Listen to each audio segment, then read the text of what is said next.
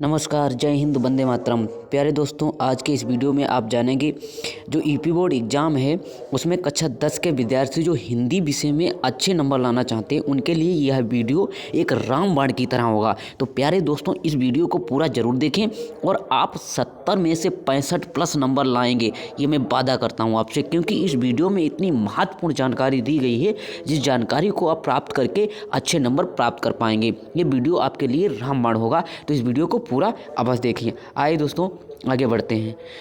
साथियों, वीडियो में आगे बढ़ने से पहले आपसे एक ज़रूरी रिक्वेस्ट कि हमारा यूट्यूब चैनल है DL हिंदी नॉलेज, इसको आप सब्सक्राइब कर लें और इस चैनल पे जब आप विजिट करेंगे तो आपको ढेर सारी जानकारी मिलेगी और इस वीडियो के द्वारा आप जानकारी अच्छी प्राप्त कर पाएंगे।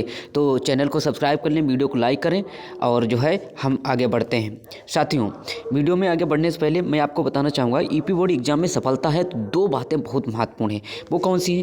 पहली बात इसमें है अपने सब सब्जेक्ट का पाठ्यक्रम और देखें और समझें। यानी पाठ्यक्रम जब तक आपको नहीं पता होगा कि आपके पूछा क्या जाएगा विषय में, तब तक आप अच्छा नंबर नहीं ला सकते हैं। दूसरी बात यह है कि एग्ज़ाम में आने वाले सभी प्रश्न देखें विद PYQ और समझें। अब ये PYQ क्या होता है? प्यारे दोस्तों, PYQ का मतलब होता है पिछले साल के पेपर। जो पिछले साल के पेपर हैं उनको देखें और वो आसानी से मिल जाते हैं, और मैं अपने इसी चैनल पे वो सभी पिछले साल के पेपर करवाऊंगा। तो आप इस चैनल को सब्सक्राइब कर लें और मैं आपको वो आए हुए प्रश्न करवाऊंगा जो 20 नंबर के आपके बहुविकल्पी आते हैं, वो आसानी से आप सही कर पाएंगे। इसलिए दो बातें याद रखें, यानी सब्जेक्ट का अपना पाठ्यक्रम देख लें और दूसरी बात है एग्जाम में आने वाले सभी प्रश्न विद PYQ देख लें। ये बहुत महत्वपूर्ण है, रामबाण बात आपको बता रहे हैं, यही आपको जो है आगे काम देगी। तो देखिए, अब देखो करना क्या है दोस्तों।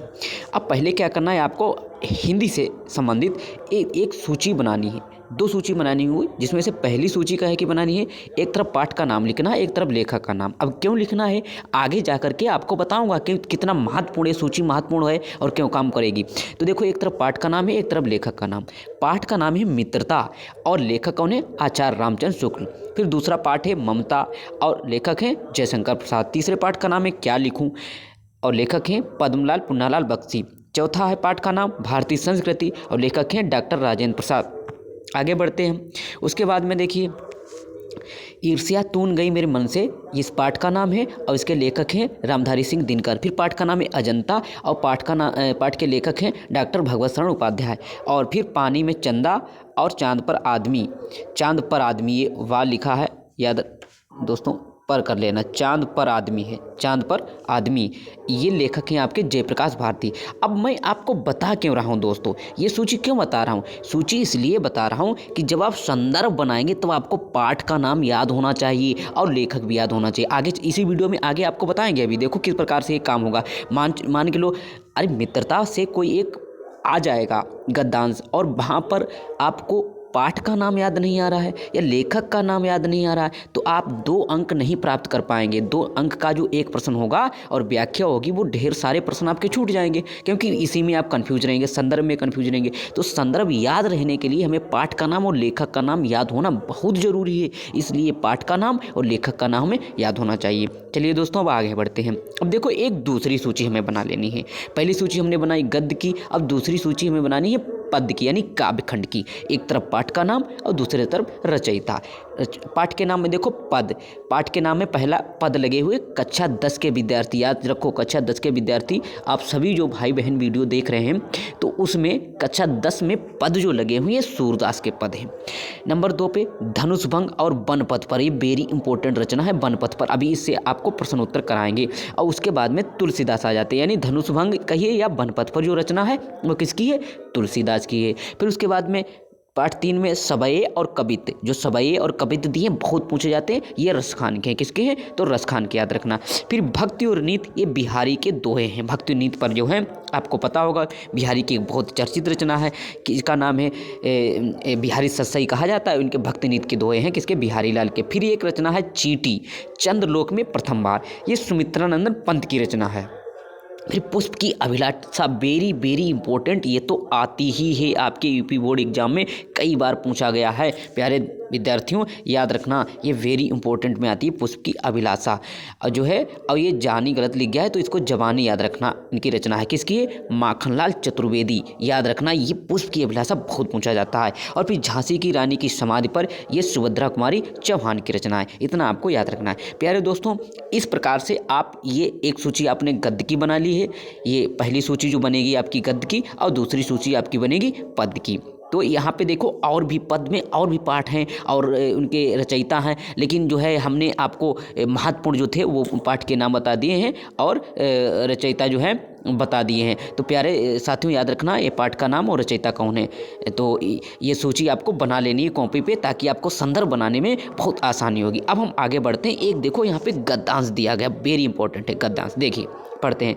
विश्वासपात मित्र जीवन की एक औषधि है, हमें अपने मित्रों से यह आशा रखनी चाहिए कि वे उत्तम संकल्पों में हमें दृढ़ करेंगे, दोषों और त्रुटियों से हमें बचाएंगे, हमारे सत्य, पवित्रता और मर्यादा से प्रेम को पुष्ट करेंगे। जब हम कुमार्ग पर पैर रखेंगे तब वे हमें सचेत करेंगे, जब हम हतोत्साहित होंगे तब हमें उत्साहित करेंगे। सारांश यह है कि वे हमें उत्तम पूर्वक जीवन निर्वाह करने में हर तरह से सहायता देंगे। सच्ची मित्रता में उत्तम से उत्तम वैद्य किसी निपुणता और परख होती है, अच्छी से अच्छी माता किसी धैर्य और कोमलता होती है। ऐसी ही मित्रता करने का प्रयत्न प्रत्येक पुरुष को करना चाहिए। देखिए कितना महत्वपूर्ण है, ये वेरी इंपॉर्टेंट पे आता है दोस्तों। देखो कितनी बार पूछा गया, 5, 9, 11, 13, 18 और हो सकता है 24 में फिर ये पूछ दिया जाए। कौन सा है ये गद्यांश देख लीजिए, मित्रता नामक पाठ से लिया गया है। तो ये गद्यांश है, देखो पहले ही अक्षर याद रखना, विश्वासपात्र मित्र। तो अब आपको ये नहीं पता है कि मित्रता के लेखक कौन है, अथवा मित्र आया तो आपने कहा मित्रता पाठ है, अब पाठ है मित्रता, पाठ का नाम है मित्रता। अब जब पाठ का नाम मित्रता है तो फिर मित्रता के लेखक कौन है, तो मित्रता के लेखक हैं आचार्य रामचंद्र शुक्ल। इसीलिए मैंने आपको सूची बनाई। देखो सूची कहाँ बनी हुई है, ये आपकी सूची। जैसे ही आप देखेंगे मित्रता पाठ का नाम है, लेखक है आचार्य रामचंद्र शुक्ल, तो तुरंत आसानी से आप संदर्भ बना पाएंगे। इसी प्रकार ममता का कोई आ जाए गद्यांश, या क्या लिखूं का आ जाए, तो जिसका भी कोई भी आएगा गद्यांश तो तुरंत आपको जो है लेखक याद आ जाएंगे, इसलिए इस सूची को बनवाया है। उम्मीद करता हूँ ये वीडियो आपको समझ में आ रहा होगा, हमारी बात समझ में आ रही होगी। तो आइए दोस्तों आगे बढ़ते हैं। अब देखो इसमें कुछ प्रश्न दिए हैं। देखो ये गद्यांश था ऊपर, अभी हमने इस गद्यांश को पढ़ा, कौन सा, विश्वासपात मित्र जीवन में एक औषधि है। अब इसकी जो है इससे प्रश्न पूछे गए हैं, कौन से, देखो 3 प्रश्न बनते हैं यहाँ से बने हुए। उपरोक्त गद्यांश का संदर्भ लिखिए। तो संदर्भ तभी बना पाएंगे, संदर्भ में क्या लिखना है, संदर्भ में लिखना है आपको पाठ का नाम, संदर्भ पाठ का नाम लिखना है और लेखक लिखना है, और किसका नाम, और लेखक का नाम, ये 2 चीज़ें आपको लिखनी है।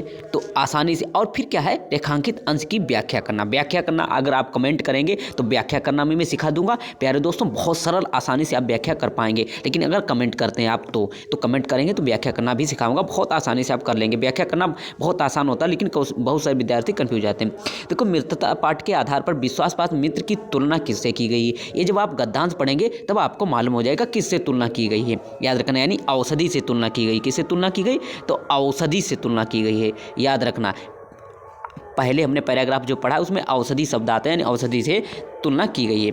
अब देखिए, अब हमने दूसरी सूची जो देखी थी एक बार देखते हैं। देखो दूसरी सूची है, पाठ का नाम है और एक तरफ रचयिता है। तो प्यारे दोस्तों ये रचयिता जो है इन्हीं से एक पद दिया गया है जो बहुत बार पूछा जाता है। देखिए वन पथ पर, तुलसीदास द्वारा रचित है। क्या है, वन पथ पर दिया हुआ है। पदांश देखो, जैसे पुरते निकसी रघुवीर बुधु, धरि धीर दये मग में डग दय, जल की भरी भाल कनी, जल की पुट सूख गए मधुरा धरवय, फिर बूझती है चलनो अब के तिक पर्ण कुटी, करी हो कित है तिय की लखी आतुरता, पे की अखियाँ अति चारु चली जल जो है। देखो बहुत अच्छे तरीके से पदांश यहाँ पे दिया हुआ है, और यही पदांश आपके पेपर में आ सकता है। पुरस्ते निकसी रघुवीर बधु, धरि धीर दये मग में डग दय। तो ये पंक्ति जो आपको याद है पुरते निकसी रघुवीर बधी बधू, तो आसानी से आप जान पाएंगे कि ये हमारा पद्यांश जो है बनपथ पर है और इसके रचयिता जो हैं वो तुलसीदास हैं। अब जैसे ही आपके दिमाग में आया कि तुलसीदास जी हैं तो आसानी से आप प्यारे विद्यार्थी इसका संदर्भ बना पाएंगे। तो देखिए यहाँ पे शब्दार्थ भी कुछ दिए हुए हैं। पुर माने होता महल, निकसी माने निकली, ऐसे करके शब्दार्थ भी देख पाएँ ताकि व्याख्या आप कर पाएंगे। अब देखो यहाँ संदर्भ दिया है, संदर्भ कैसे लिखेंगे आप जानते हैं। संदर्भ में प्रस्तुत पद्यांश हमारी पाठ्य पुस्तक के काव्य खंड के वन पथ पर शीर्षक से उद्धृत है। यह कवि गोस्वामी तुलसीदास द्वारा रचित कवितावली के अयोध्या कांड से लिया गया है। तो इस प्रकार से देखो आप संदर्भ भी बना पाएंगे। अच्छा, इसका प्रसंग लिखना हो तो आप प्रसंग भी लिख पाएंगे। प्रस्तुत पद्यांश में श्री राम सीता तथा लक्ष्मण वन में जा रहे हैं। सुकोमल शरीर वाली सीता जी चलते चलते थक गई हैं। उनकी जो है जानकारी यहाँ पे दी गई है, बात बताई गई है, उन्हीं के बारे में कही गई है। तो प्यारे दोस्तों, इस प्रकार से आप दो सूची बनाएंगे और दोनों सूची से आप महत्वपूर्ण जो पद हैं उनको याद करेंगे। तो आज के वीडियो में बस इतना ही जानकारी मैं दे रहा हूँ। ये जानकारी कैसे लगी है प्यारे दोस्तों ज़रूर बताएं। और फिर आपसे एक ज़रूरी रिक्वेस्ट है, प्लीज़ हमारे चैनल को सब्सक्राइब कर लें, वीडियो को लाइक कर दें और बेल आइकन भी दबा लें ताकि इस प्रकार से जो हम वीडियो हम बनाएंगे आप तक पहुंच जाएंगे और अपने दोस्तों तक भी ये वीडियो जो है शेयर कर दें। अब आप कमेंट करके बताते हैं और पूछते हैं किसी प्रकार का प्रश्न तो हम जवाब अवश्य देंगे। और ये बहुत इंपॉर्टेंट वाले गद्यांश जो थे, गद्यांश कराया है मैंने, एक पद्यांश आपको करा दिया है। तो आप बताएंगे क्या आपको थोड़ी सी भी जानकारी अच्छी लगी कि नहीं। ये सूची आप अवश्य बना लेना, जो मैंने आपको दो सूची बनवाई है, सूची अवश्य बना लेना। तो साथियों, आज के वीडियो में बस इतना ही।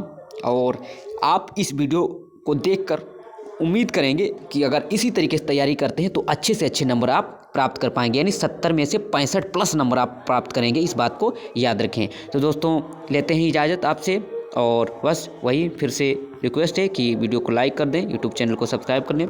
जय हिंद, जय भारत, धन्यवाद।